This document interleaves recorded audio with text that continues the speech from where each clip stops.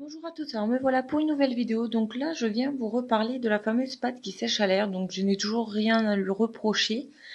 Je l'ai seulement améliorée un peu.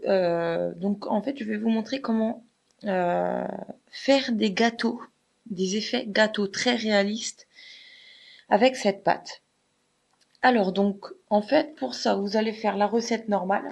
Donc vous mettez la même équivalence de maïzena que de bicarbonate. Donc si vous mettez une cuillère de maïzena, vous mettez une cuillère de bicarbonate. C'est pas plus compliqué que ça. Et vous mettez une cuillère d'eau aussi. Avant de mettre l'eau, dans la précédente vidéo, je vous avais dit de mettre de la peinture ou autre pendant que la pâte est faite. Quand la pâte est faite en fait. En fin de compte, je vais l'améliorer et je vais vous dire de mettre la peinture ou autre avant. Donc moi, je vais prendre des pastels. Et en fait, vous allez, vu que c'est des pastels secs, vous allez prendre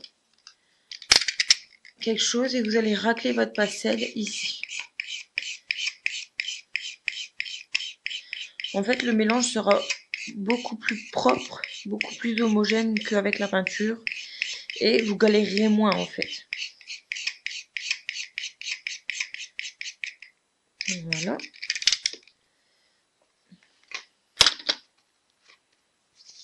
Et là, je vais donc mettre l'eau. Donc, j'ai mis une cuillère de bicarbonate, je mets donc une cuillère d'eau et demi puisque vous avez moins de quantité d'eau que de poudre.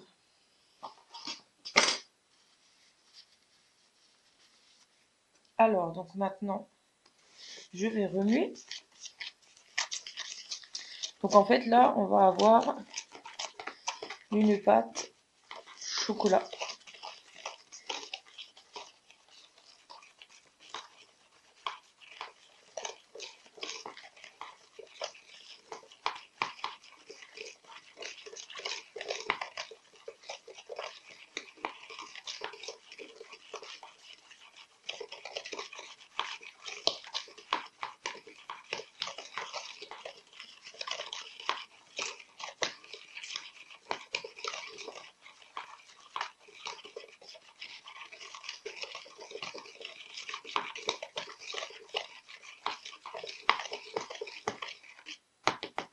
Voilà. Donc je vais mettre ça au micro-ondes comme dans la vidéo. Donc voilà ce que ça donne. Et là, donc, on va retouiller pour faire votre pâte.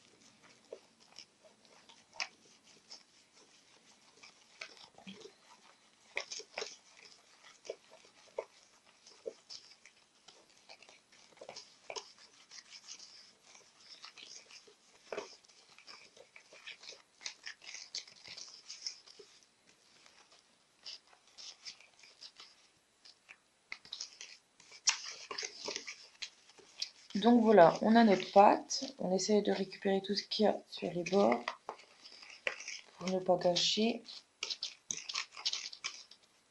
Et donc voilà. En fait, la partie, c'est tout simple. La partie pour faire des... comment ça s'appelle? Pour faire des gâteaux, par exemple. Je vais prendre un moule cupcake.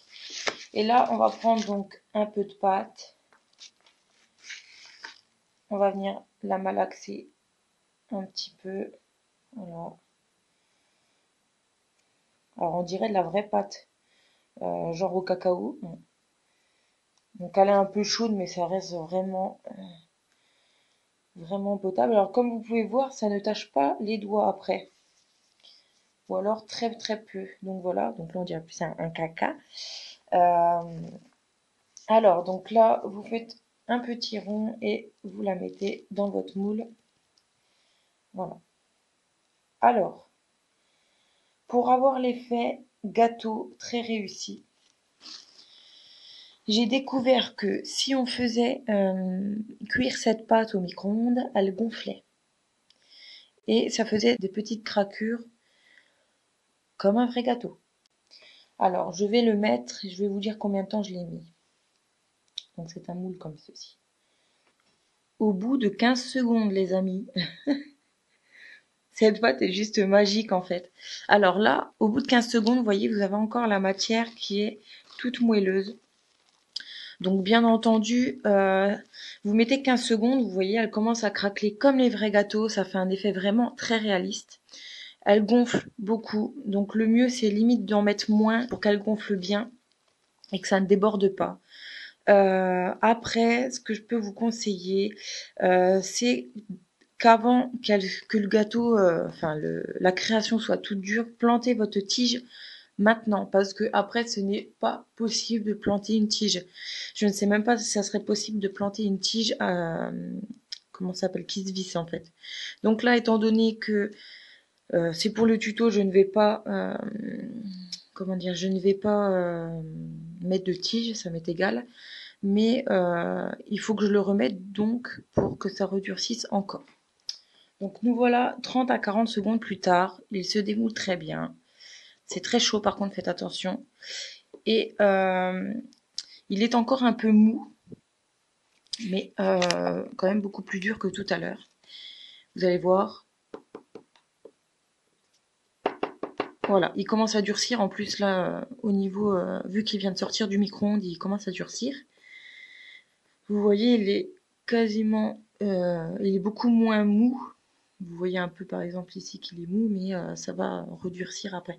Donc voilà en fait l'astuce pour faire un gâteau très réaliste. Donc après vous prenez, je ne sais pas, euh, si vous savez faire des petites caissettes en papier, vous en mettez. Donc là vous voyez, elles sont trop grosses, mais vous pouvez faire des marque-pages ou des choses comme ça qui peuvent être vraiment sympas. Donc à vous d'imaginer tout ça.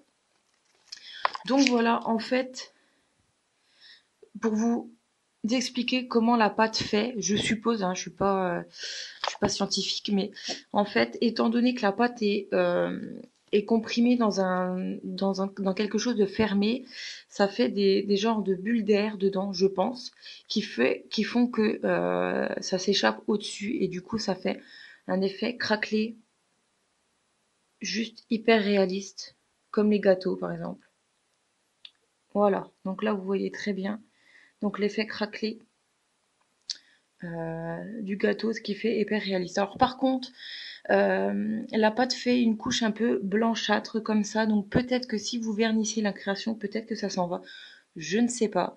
Mais en attendant, ça fait quand même même si ça fait une petite pellicule comme ça blanchâtre, vous pouvez la voir là, ce n'est pas dérangeant pour l'effet, le vrai gâteau en fait. Donc ça fait vraiment sympa. Et pas besoin de comment ça s'appelle, pas besoin de levure chimique ou autre.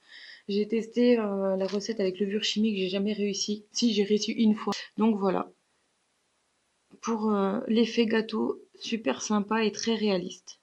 J'espère que ce tuto vous a plu et je vous dis donc à très bientôt.